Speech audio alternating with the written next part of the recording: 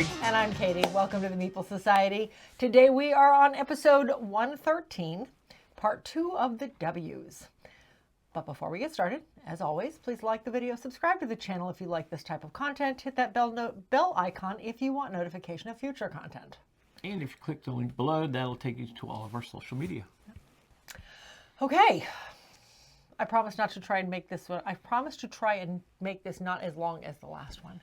But we don't have as many really deep, in-depth games on this one. No. So I think we'll be okay. Basic. I think we'll be okay. Okay, well, let's get started. And I'm just going to pull all three of these out. Because they all play we'll put this pretty one similar. first. This is Welcome to the original. This is Welcome to Your Perfect Home. Welcome to Vegas and Welcome to the Moon. See, it has blue cocker on it. Oh, yeah, it does, doesn't it? We were discussing it on the podcast. This is deep water. This one's deep water. This one doesn't have deep water on it, though. That's what threw me when I was doing stuff. So, anyway, okay, so Welcome to Your Perfect Home. This game came out right before the pandemic, about 2018 or so. And all three of them play with the same basic mechanic. They all just have a little bit of difference to them. So, the way this plays, before we go any further, is it is a flip and write. Everybody has their sheets of their perfect neighborhood. Okay, I can't get them out. The box is the exact size of the sheets. There we go. So everybody has their sheets. This is the neighborhood you are attempting to build out. You are building the houses out and putting addresses on them. In the center of the table, and we have a map for this. I have a picture of it, but I'll show you some pictures. Everybody has a player aid. But in the center of the table are three piles of cards. Three essentially same size piles of cards.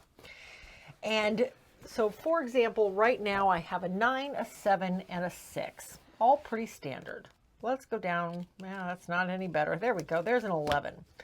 So now what's going to happen, though, on the very first turn, you don't actually use these numbers. You flip these over, and you're using the action that's on the back along with the new number that appears up here. So now I have an 8 fence, a 9 biz, or I have an 11 value.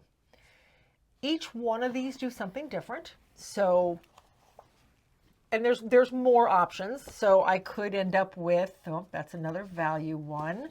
Oh, here's a pool. I could end up with a 13 pool. That's awesome. Or I could end up with a 10 park. And then I think the only other one I'm missing is the construction. So what happens, though, is you're looking at these cards and you're deciding between a 10 park, a 13 pool, or a 15 biz. Or I'm sorry, that's the value. The actions themselves are tracked down here, but the values have to go into one of your blocks. Well, all of these are fairly high values, so I'm going to want them probably over here on the end because your blocks, I mean, go figure, this is the way every neighborhood is set up. You have to go from lower numbers to higher numbers as you go down the street. So you can't just jump around and put your 1 and your 15 next to each other and then put your 4 over here. Nobody'd ever find your house. So you're trying to plug in all of these numbers on one of the 3 streets, and each street has the same rule. They have to start from the lower numbers and end at the higher numbers. So I could have 3 7s, but I can't have 4. I could have 3 10s. I might only end up with 2 because I may have to skip 10 on one of my blocks.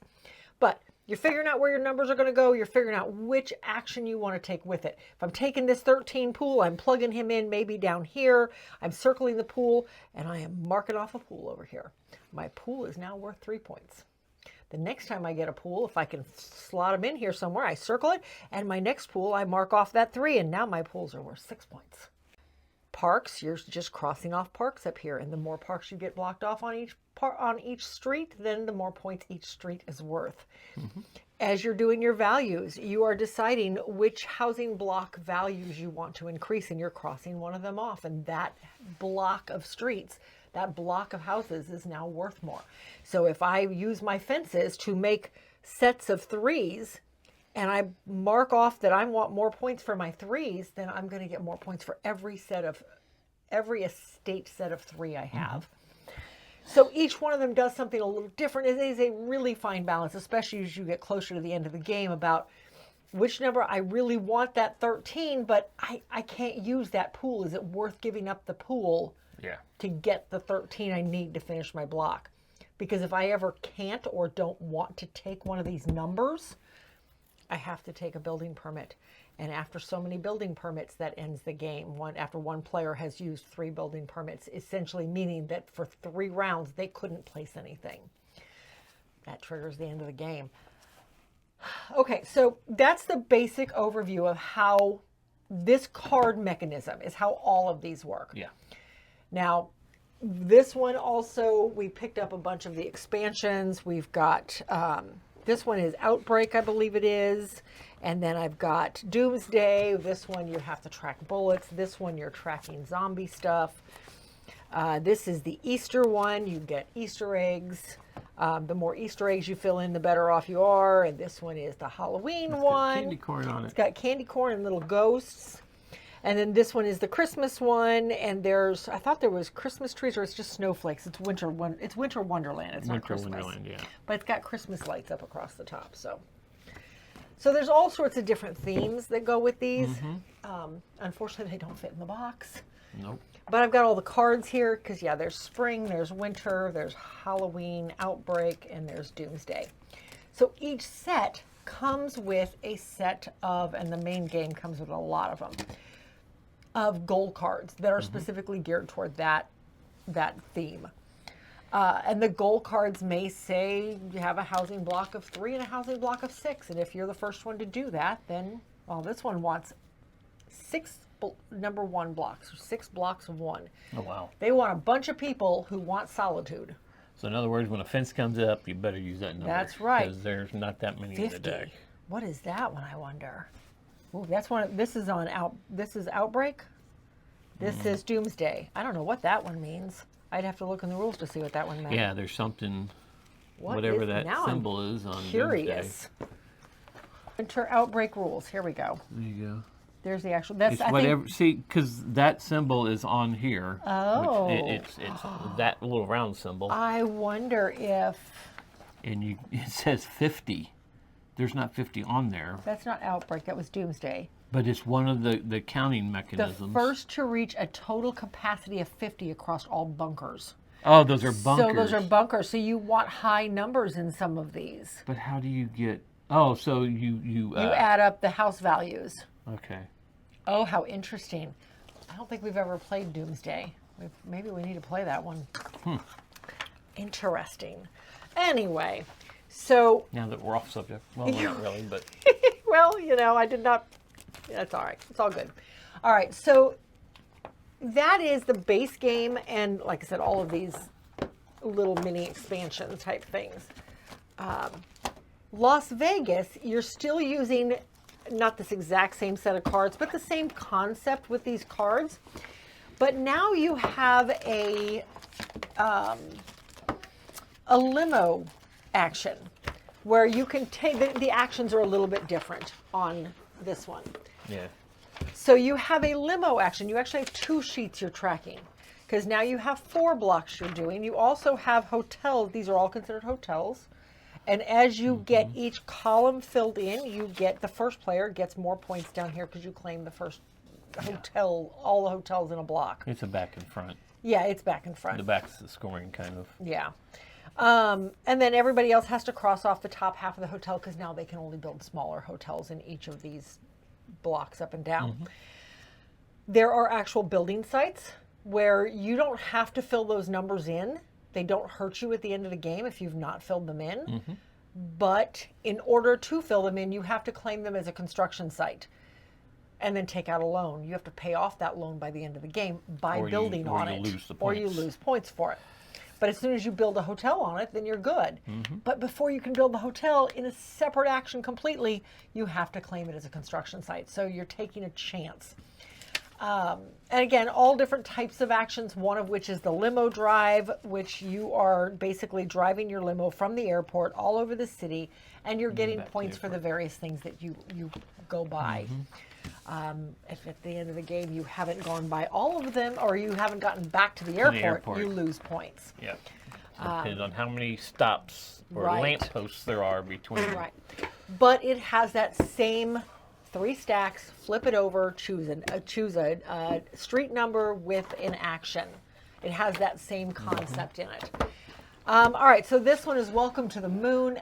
This one is actually an 8 scenario or 8 encounter adventure. Yeah. It's Because like, it even has yeah. the boxes. It has the boxes with all the stuff in it, different types of cards you gain throughout the game. But again, same thing. 3 stacks of cards, one of which is a number, one of which is a color or an action. Now, we've only played call this it a first one. Campaign, thank you. We've only played this first one a few times. We've never ventured into any of the others yet. But this very first one, you're looking at the color and the number and you're filling in your rows, and as you are filling in blocks in each compartment, you're getting bonuses. And then once, basically the first person to launch, it triggers the end of the game. And then you count up your points from there. Okay. I love the whole concept of this game. I do. I love how thinky it is, but yet how simple it is at the same time. We're going to hold on to this one with all of its many variations. We are going to let these 2 go. I feel like I don't need all 3. And even though this one is different enough, it didn't intrigue me the same way. I kind of like the original. I think you agreed with me on that, right? Yeah. So yeah, this one is sticking around, and unfortunately, these 2 are leaving the collection. All right, let me put those aside. Next we have Wakanda. Okay, so this one is not the Marvel Wakanda. This is Wakanda. We'll see that later. This is more of a totem building game.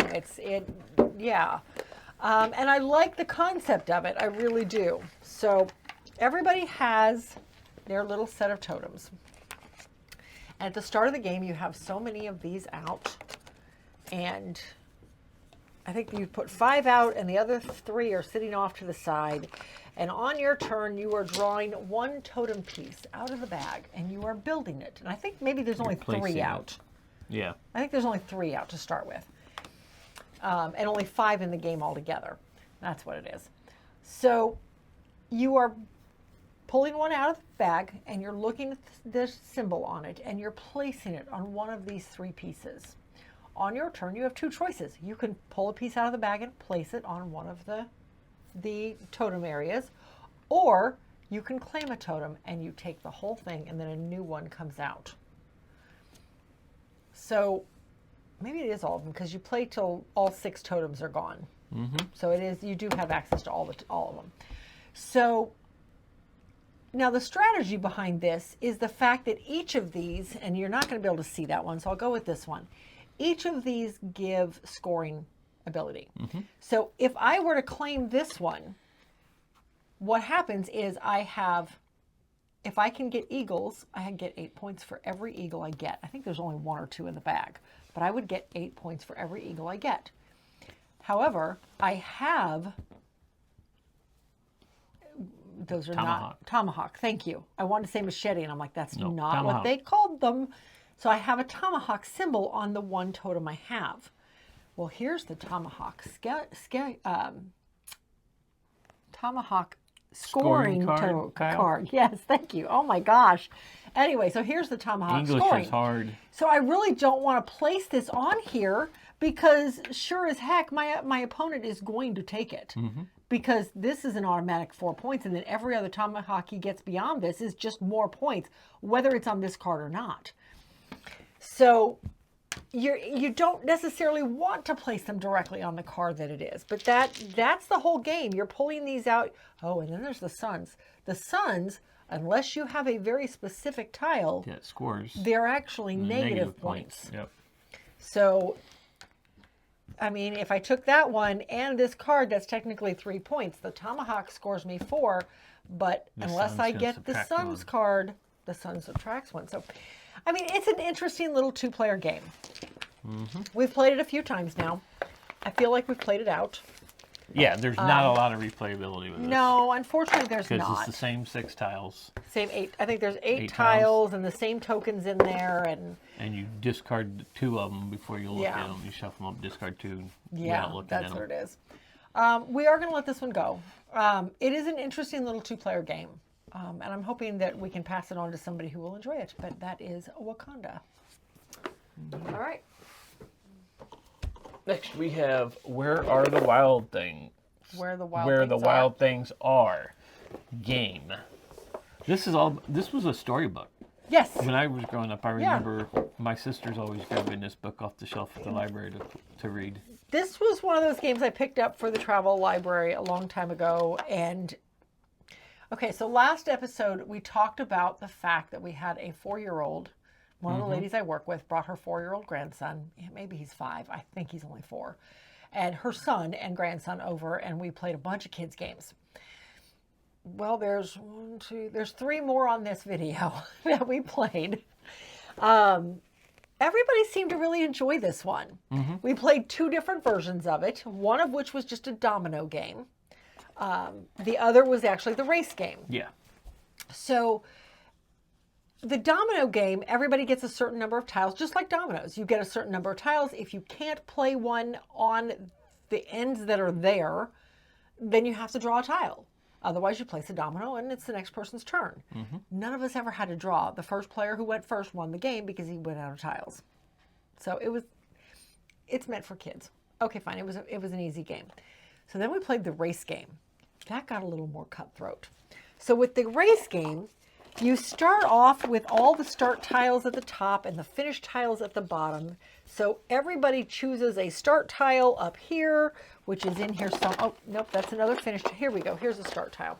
There's 4 start tiles, 4 finish tiles, and you place them so far apart on the board. Everybody gets a certain number of tiles. I think it was like 7. And you draw randomly. You don't get to see what's on them. They're all upside down in the box, and you just draw randomly different shapes and sizes.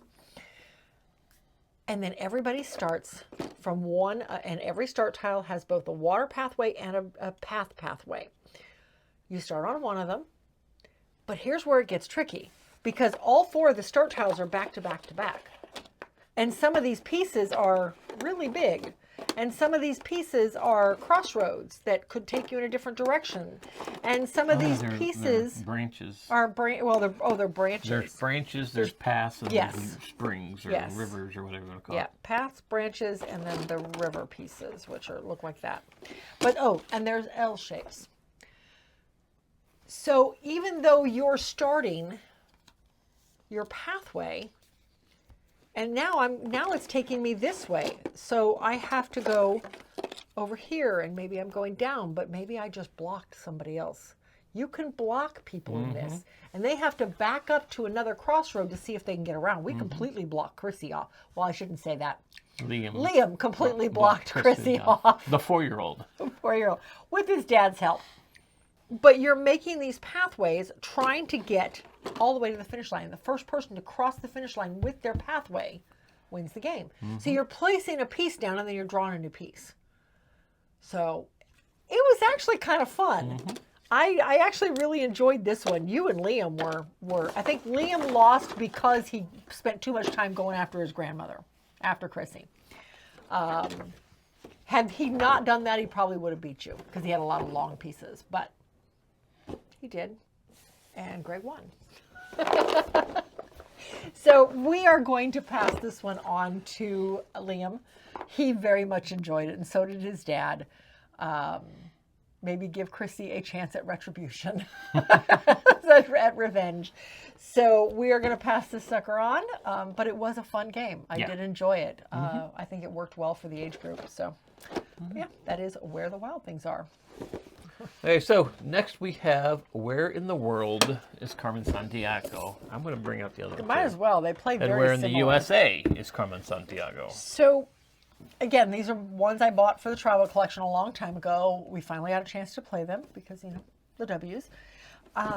They're basically trivia games, and I knew that. Yeah. So you are traveling all over, the world and or the country. This one is the world, and it's a giant map. This one is a little different because you've actually got 2 player pieces on the board. You've got yourself and you've got the henchman. Ooh, I got cards all over the place in here. And the henchman is essentially trying to catch the other players in order to steal their clues. Because when you have so many clues, then you know where Carmen is and you can go capture her. So with this, you are spinning the dial, and that is telling you, gosh, I don't even remember what this told you. It told you where clues were at, and you had to go there to get the clue. Correct. If I remember correctly. Okay. And some of the trivia questions, they were all based on geography. Like this one. Ocean tides are affected by the gravitational pull of what member of our solar system? The moon, the sun, or the stars? Or I'm sorry, the moon, the sun, or Mars?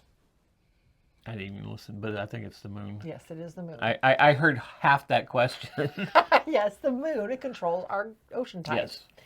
What is the name of the opening in the Earth's surface that may erupt lava or ash during an explosion? The fault line, the well, or the volcano? The volcano. Yeah. So most of them were pretty simple. Not all of them were that simple. Like, here you go. Which African country that touches Niger spells its name by... Never mind, this was an easy one. By adding 2 letters to the word Niger. Nigeria. Yes. Jeez. Okay. Which Central American country is known for its... Oh my gosh, what is that word? I don't know. I can't read it from here. What is that word? What is that word? Sandinistas? Sandinistas? I've never heard that word. Yeah, I don't know think. the Maybe I'm word, mispronouncing so I'm it. not sure. Well, your choices are Nicaragua, Panama, or Honduras. I don't know. Nicaragua. Ah. So some of them were a little more complicated, but most of them were fairly easy. Which liquid covers 70% of the Earth's surface? Petroleum, water, or ice? Oh, water. Yeah. Yep. Some of them were easy. Anyway. Yeah. And this side is, it's the trivia question too. It is. This one you're trying to figure out by clues that you're going to figure Yes. out who is the one she's looking for. That's right, because their clues are one of 4 things. Yeah, and there's a place in here that you can steal the other player's clues. That's what your henchman is for. Your henchman walks around and steals other people, tries to catch the other people to steal their clues, so that you can see all the clues and you know stole who it is. my clues, and it basically did. told you who it was. Well, yeah, because I already had 2 of them. Yes, I know. So I knew exactly who it was. This one doesn't have that part of it, though. You're No. basically trying to find Carmen. Yes. So And, this one, See if you can guess these 2 questions on the back. The first one's really easy. The second one, I'd be interested to see what you say. It says, Carmen stole Teddy Roosevelt's mustache and Abraham Lincoln's beard from Mount Rushmore. In which state did she commit the crime? South Dakota. Yeah, I figured I didn't have to give you. They have Colorado, North Dakota, and South Dakota. So Okay. The other one on here, because you figure out, because there's different colored questions at the beginning of the Yes. game, you figure out which side of the card and what color you're reading. Yeah. So The other one is, Carmen drove through 3 states in a row that start with the same letter. What letter does these states start with? An M, an I, or an N? It's got to be an I. Indiana, Illinois, Iowa. Only because we live in Indiana. Yep. So this one, again, same concept, mostly. Instead of getting clues, though, you have all of the clues are around the board. And did I right side up? I got it right side up. So all the clues are up here at these different locations, and you have to go to that location in order to look at the clue. If it is a person, you have to leave it down. If it is the other 2 pieces to him, you can leave it up. Yeah. But you know where the people are. Everybody else can see what you found. Yeah. If it's not a person, though. But once you make a color match of all 3 Once you know where the person is, for that you one, go to that location and claim it. And then you win the game. You get there arrest and him you and you arrest win the game. But you can't ever look at it again. So once you've seen that person, you have to remember where he's at. Yeah. But all the questions are based on the United States. So they're all U.S. history, U.S. geography type thing. You won this one. I won the other one. Yeah. We are going to let them both go, again, because they're trivia games. Although I do enjoy the geography trivia, we just don't play trivia. So we are going to let both of these ones go. But I think they're great for history classes, something like that. It's just a fun little twist to the trivia questions. Because the kids don't realize, they're playing a game, they don't realize they're learning things. They're learning things as they go. Because then when it comes up on the system, oh wait, that was in that game. What was the answer? Yep. So, but yeah, Where in the World and Where in the USA is Carmen Sandiego. Both going to leave the collection though. Okay. And we'll wonder where she's at now. Right. Okay. Next we have Disney's Where's My Water, based on the award-winning app. Look inside for a secret level in the Where's My Water free app.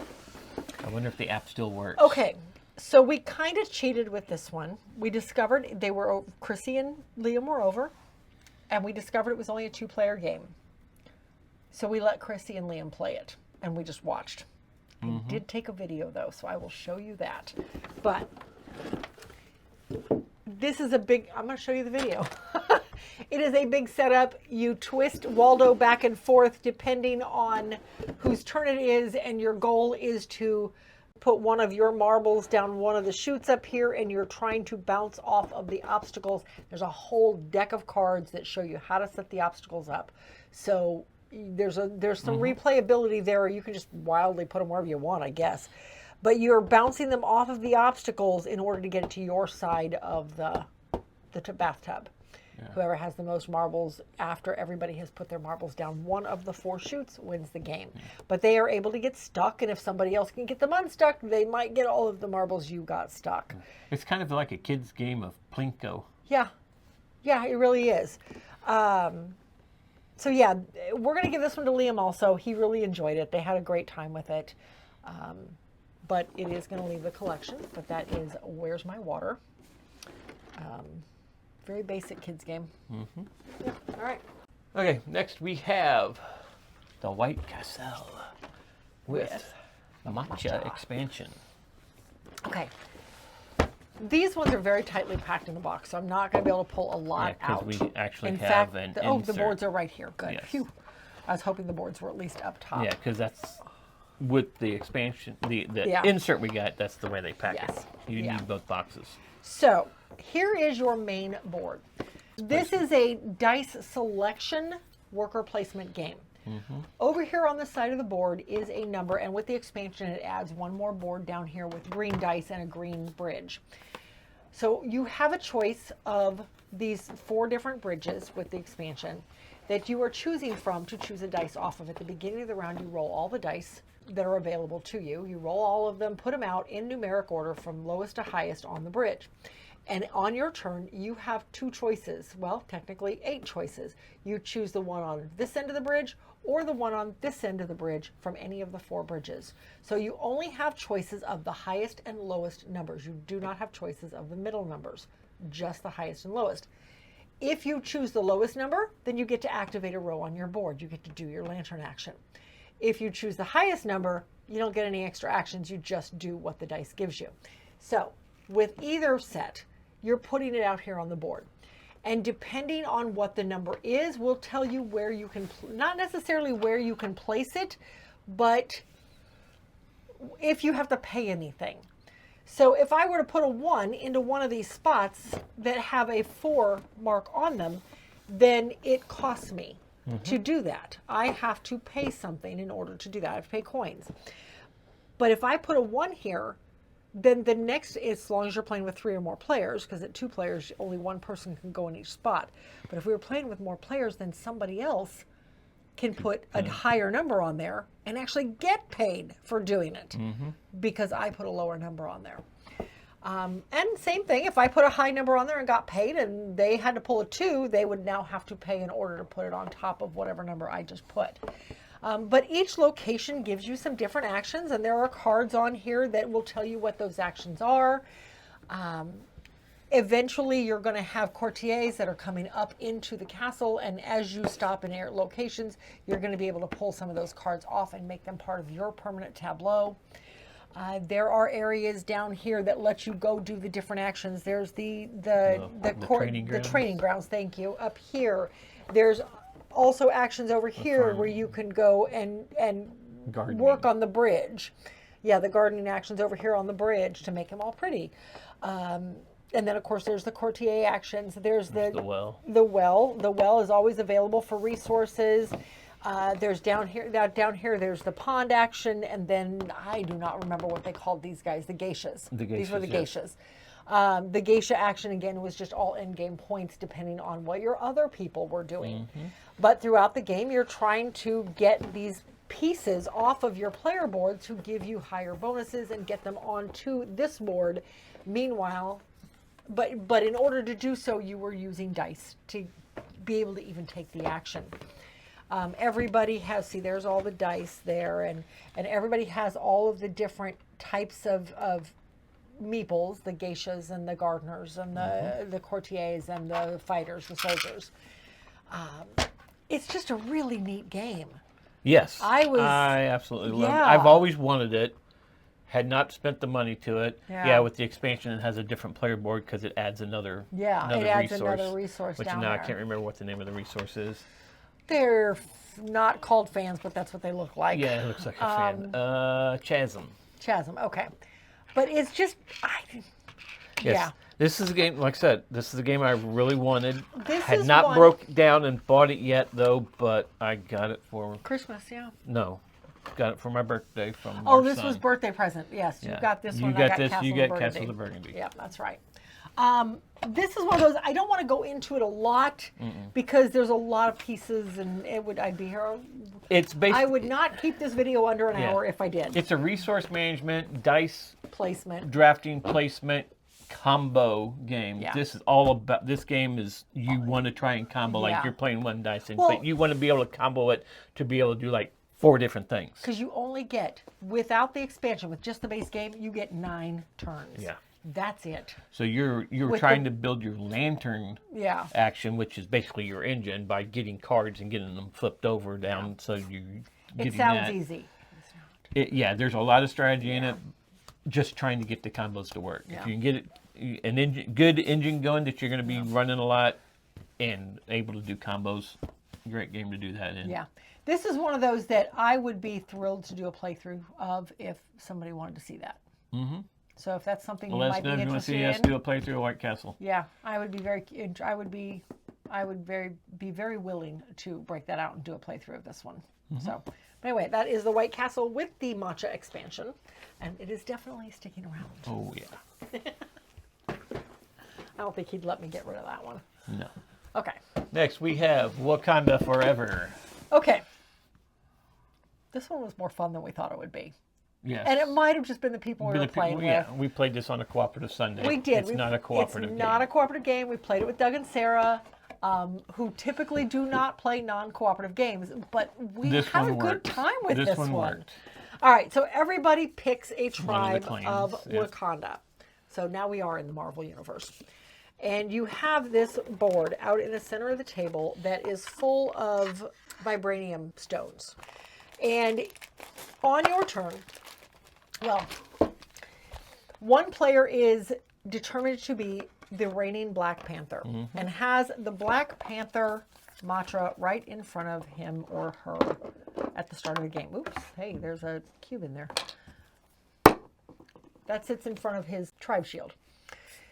Each tribe has an ability that it can make use of throughout the game when it applies. Mine just applied whenever I rolled. Yeah, and it's like dice. they just sit in your slot in front Yeah. of you so it reminds you. Yes. All right, so at the start of every round, and it is actually outlined quite nicely, if I remember. No, it's not outlined quite nicely. We had to keep the rule book open to remember the rounds. So at the start of every round, everybody but the Black Panther rolls the vibranium dice.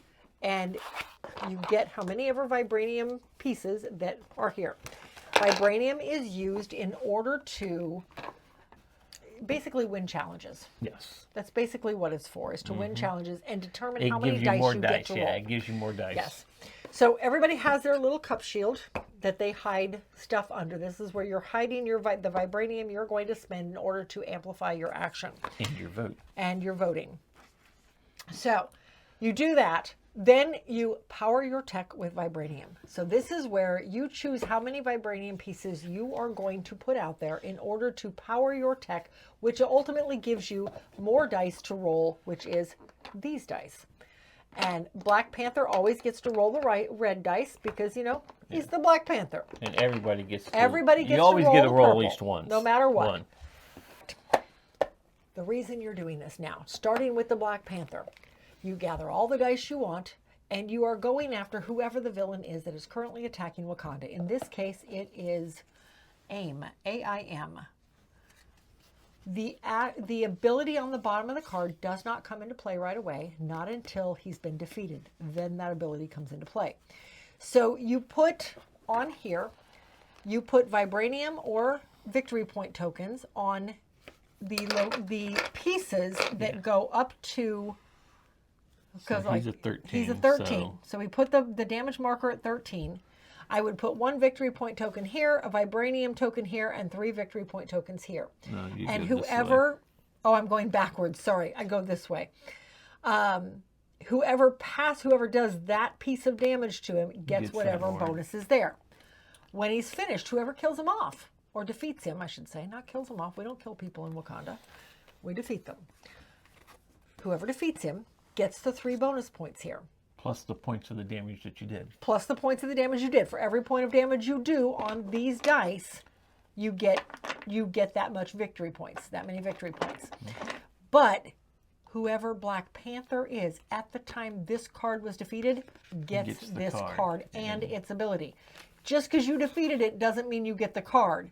You just get the 3 bonus points. The Black Panther gets this. Mm-hmm. After every round, after everybody has had a turn at the villain, whether he's been defeated or not, there is a challenge round, and anybody can challenge the Black Panther. As you vote yes or no, yes. Everybody who chose to challenge now compares how much vibranium they have. They have to pay the vibranium. Well, you don't pay the vibranium. You challenge to see how many, everybody says how much they have. They have to show how many they have. Mm-hmm. Whoever has the most actually gets to pull off the challenge. Yeah. Now you pay the vibranium to determine your dice. Correct. The vibranium you're putting out is going to buy you your dice. Right. Yes. So if the Black Panther is defeated, then somebody else takes the mantra of the Black Panther and becomes the new Black Panther, who does not get to roll for all the vibranium he just spent. He's now very poor in vibranium. But here's the hitch. To win the game, you have to have so many points, and I think it was 45 for the game we played. So. I think that was a standard game for 4 players. Oh, there it is right there. 4 players, normal game, 45 points. You have to have 45 victory points and be the Black Panther to win the game. And that was the hard part, making sure when you got to that that everything lined up. Because I had 45, I had 44 and could not get the Black Panther. Oh, I had it. I had even I was one that got to do the challenge, and I was like, oh yeah, I'm going to win this. I've got more vibranium to spend on it. I'm going to have more dice. I'm going to beat her. And I didn't. Her was Sarah. Sarah started and ended the game as the Black Panther, and she won. So yeah, we actually had a really good time with it. I was very surprised. I did not expect to enjoy it like I did. Yeah. So, but that being said, we do not see it coming off the shelf very often. It is a 3 to 5 player game, which means it's not going to come off the shelf with just the 2 of us, no matter how much we enjoyed it. So we are going to let it go. 3+ player games just kind of, they get an extra layer of criticism from us because of the fact we just don't play them on our own very often, or ever. So despite enjoying it very much, we are going to let this one go. But it was better than I thought it would be. All right. Next, we have the very, very well-renowned. It's well-renowned, very intense game. Oh yes, very intense. This is a box upside down called Wheel on the Bus. Look, even the bus is upside down. Yes, I know, because the box lid is upside down. Okay, let's turn it this way. All right, so here's your bus. I just know you're going to turn that sucker on, aren't you? So here's the idea. This is a memory game. Door. The door on the bus goes open and shut. This This is a memory game. And the bus tells you what you have to find. So all of the tokens, and so everybody has little playing pieces. There's a whole bunch of tokens here. All the tokens, you put one token per person in the one token of each type per person in the middle of the board. It's a 4-player game. And shuffle them up. Then the bus, when it's your turn, everybody has a bus stop. Wheels on the bus go round and round. Round and round. The wheels on the bus go round and round. All through the town. The door on the bus goes open and shut. Anyway, so everybody has their bus stop. This is where your player piece sits. Your player piece never actually moves off the bus stop. These mean nothing other than the artwork. Everybody has the pieces in front of them as to what they need to find. The bus tells you, and you hit the button and you move it to the next player. The wipers on the bus go swish, swish, swish. That was the wipers. Yes, I understood. So It was a if little the- dry window. So if the bus is telling me I need to find wipers, then I have to find a set of wipers out here. If I find the wipers, I put the wipers on my spot. And I pass the bus to the next person. And he has to find what the bus tells him to find. Wipers. The wipers on the bus go swish, swish, swish. Wipers. It likes the wipers. Go swish, swish, swish. Seriously, there's other things. Wipers. The wipers on the bus go swish, swish, swish. You're not moving it enough.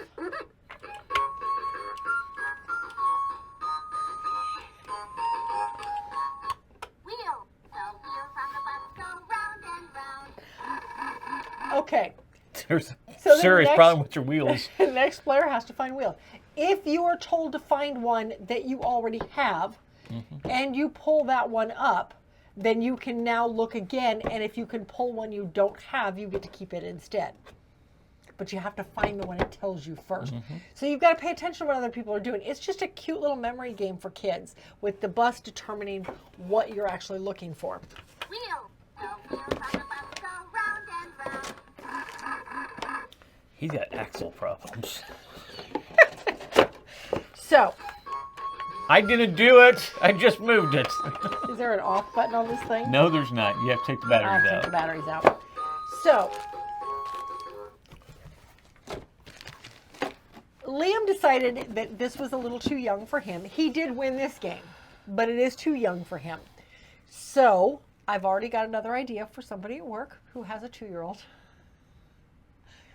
and loves all the games I've given her so far. That may The end 2-year-old right here. does. So, Oh, he the pulls the 2-year-old. Yeah, well, the 2-year-old will love it because Yeah. he'll just play with the bus. So she made the mistake of telling me this the other day at work, that when she works from home, he wants to pull out all the games I've given her one at a time, and he plays with all the pieces, and then he puts them away, and then he wants a different one. Oh, this will be the only game.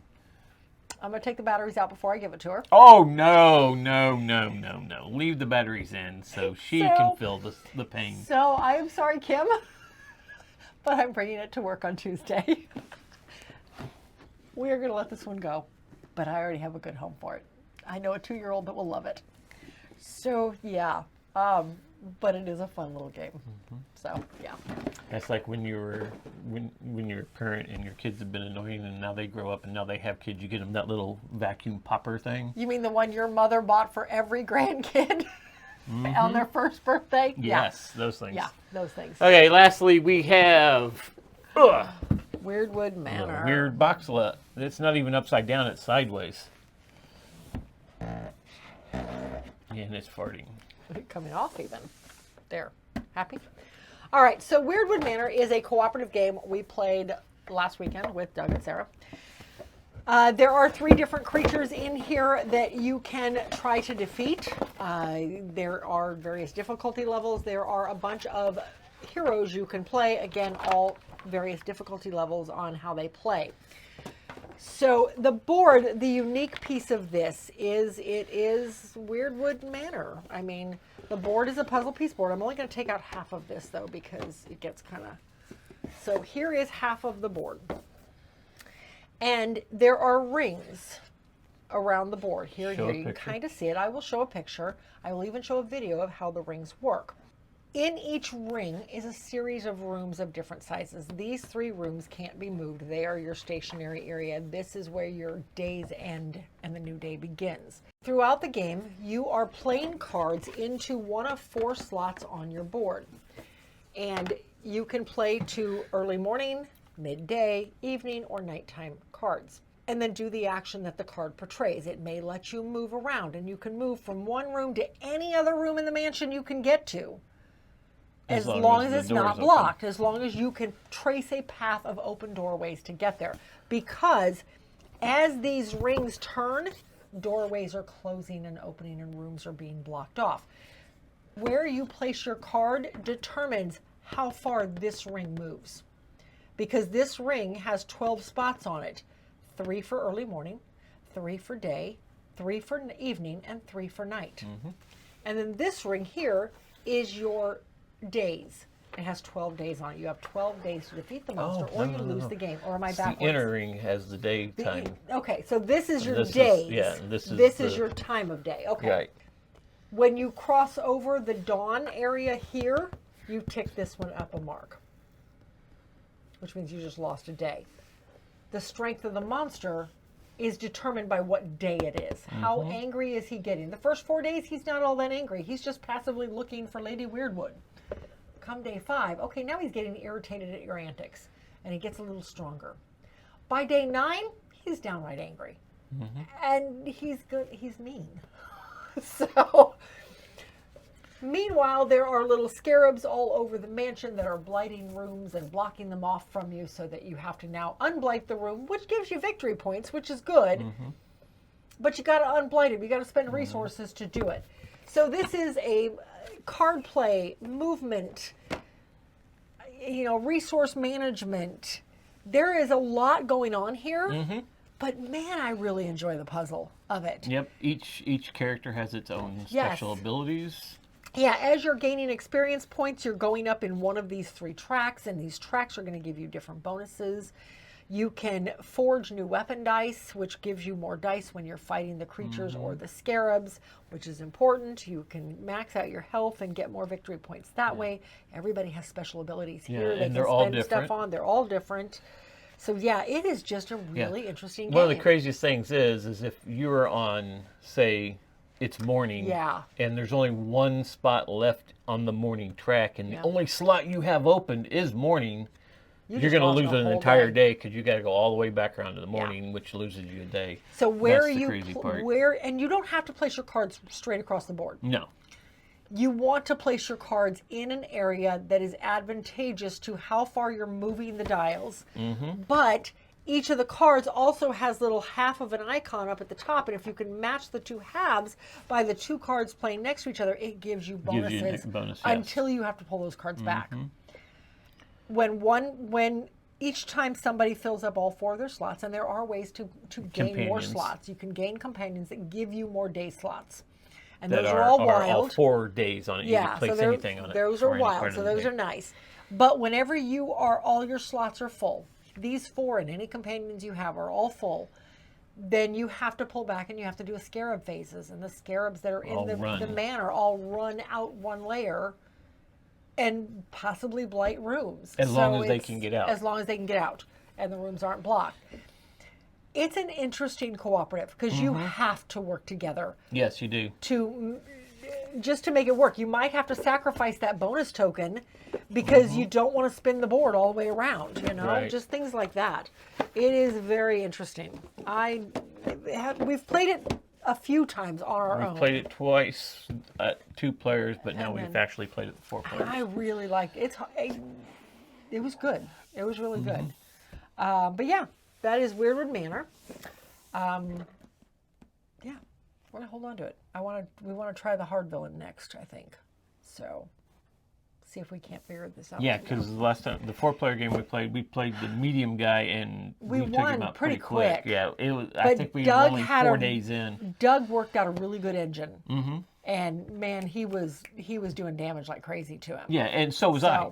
Yeah. Because my guy didn't forge dice. when That's he went up right. that track, he could steal that. It would say, okay, I'm up to the level of 2, so now every time I go to fight somebody, Yeah. I take 2 dice from them. Yeah. And it's after you roll. Or no, I had a power that I took 2 dice from them, and then if I was able to play the power, had the right resources to play, I could take another dice or 2 from it after they rolled it. Oh, wow. So you So took a most lot of the time I you was were taking able to take his defensive defense dice stuff, from him. Yeah. And then if I could play that power, then I would take an attack dice from them. Wow. Okay. Very fun game. Mm-hmm. Very interesting in the way the dials move and having to figure out what time of day it is. Yes, I need this room to be open, but I don't want to advance the dial that far. It's a lot of give and take and figuring out the best way to make the puzzle work the way you want it to. Yeah, and the way the board works and moves and everything, it looks like a gimmick game. It does. Like some of these other games have come out before. But it works so well works and, really and well. integrates into the game so well. It's It not does. really a gimmick. No, I do like it, but that is Weirdwood Manor. We're going to hold on to it. And that is it for this video. We are halfway through the W's. Yeah, we're getting closer and closer to the last 20 videos. We're all...